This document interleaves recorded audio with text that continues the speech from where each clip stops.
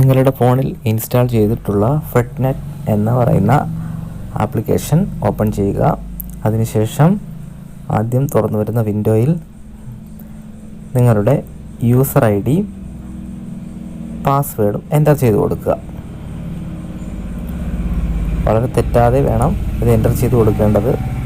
5 പ്രാവശ്യം മാത്രമേ നമുക്കങ്ങനെ തെറ്റിക്കഴിഞ്ഞാൽ ഓപ്ഷനുള്ളൂ. അത് കഴിഞ്ഞാൽ ലോക്കാവും. അതുകൊണ്ട് തെറ്റാതെ 5 പ്രാവശ്യം അവിടെ എൻ്റർ ചെയ്ത് കൊടുക്കുക. അതിനുശേഷം ലോഗിൻ എന്ന് പറയുന്ന ബട്ടൺ ക്ലിക്ക് ചെയ്ത് കൊടുക്കുക.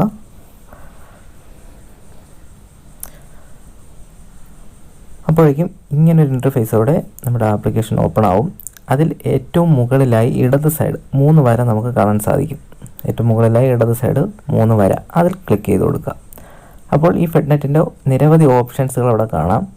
നമുക്കതിൽ ബിൽ പേയ്മെൻറ്റ് എന്ന് പറയുന്നൊരു ഓപ്ഷൻ ഇവിടെ കാണാം. അതിൽ ക്ലിക്ക് ചെയ്ത് കൊടുക്കുക. ഇവിടെ LIC, ഈസി പേ, ഇങ്ങനെ കുറേ ഓപ്ഷനാണ്. അതിൻ്റെ താഴെയായി മൊബൈൽ DTH റീചാർജ് എന്ന് പറയുന്നൊരു ഓപ്ഷൻ കാണാം. അതിൻ്റെ വലത് സൈഡിലുള്ള പ്ലസ് ബട്ടണിൽ ക്ലിക്ക് ചെയ്യുക. അപ്പോൾ 4 ഓപ്ഷൻ കാണാം. ആഡ് മൊബൈൽ റീചാർജ് ഇങ്ങനെയൊക്കെ ഉള്ള. അതിൽ റീചാർജ് ഓൺലൈൻ എന്ന ഓപ്ഷൻ ക്ലിക്ക് ചെയ്യുക, സെലക്ട് ചെയ്യുക.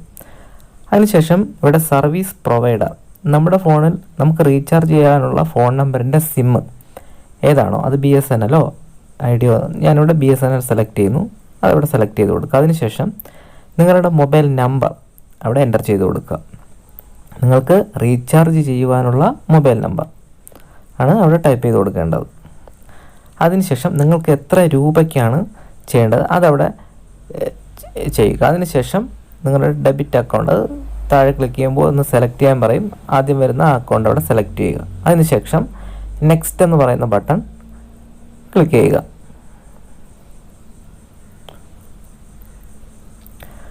അപ്പോൾ നമുക്കവിടെ നമ്മുടെ മൊബൈൽ നമ്പർ, പേര്, അക്കൗണ്ട് നമ്പർ ഇതെല്ലാം കാണാം. അവിടെ താഴെയായി റീചാർജ് ടൈപ്പ്, റീചാർജ് ടോപ്പപ്പ്. നമ്മൾ 10 രൂപ 20 രൂപ ടോപ്പപ്പ് ആണെങ്കിൽ ടോപ്പപ്പ് എന്നും, ഓഫറുകൾ ചെയ്യുന്നത് റീചാർജ് എന്ന ഓപ്ഷൻ സെലക്ട് ചെയ്യണം. അതിനുശേഷം റീചാർജ് എന്ന് പറയുന്ന ആ പച്ച ബട്ടൺ ക്ലിക്ക് ചെയ്ത് കൊടുക്കുക. ഒരു 1 ടൈം പാസ്വേഡ് നമ്മുടെ ഫോണിലേക്ക് അപ്പോൾ വരുന്നതായിരിക്കും. അതിനെ അവിടെ 1 ടൈം ആ ബോക്സിൽ കോപ്പി പേസ്റ്റ് ചെയ്ത് കൊടുക്കുക, അല്ലെങ്കിൽ അതേപടി അതിനെ ടൈപ്പ് ചെയ്ത് കൊടുക്കുക, ആ 1 ടൈം പാസ്വേഡ്.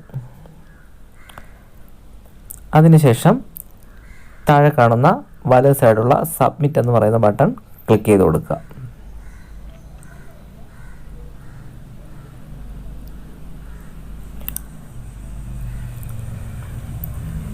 റീചാർജ് സക്സസ്ഫുൾ എന്ന് പറഞ്ഞ മെസ്സേജ് നമുക്ക് ഉടൻ തന്നെ വരുന്നതായിരിക്കും. 10 രൂപ 7 രൂപ നമുക്ക് ബാലൻസും കിട്ടിയിട്ടുണ്ട്. ഇങ്ങനെ വളരെ വേഗത്തിൽ നമുക്ക് വളരെ ഈസിയായി ഫെഡ്നെറ്റ് എന്ന് പറയുന്ന ആപ്ലിക്കേഷൻ ഉപയോഗിച്ച് നമുക്ക് നമ്മുടെ ഫോൺ റീചാർജ് ചെയ്യാവുന്നതാണ്.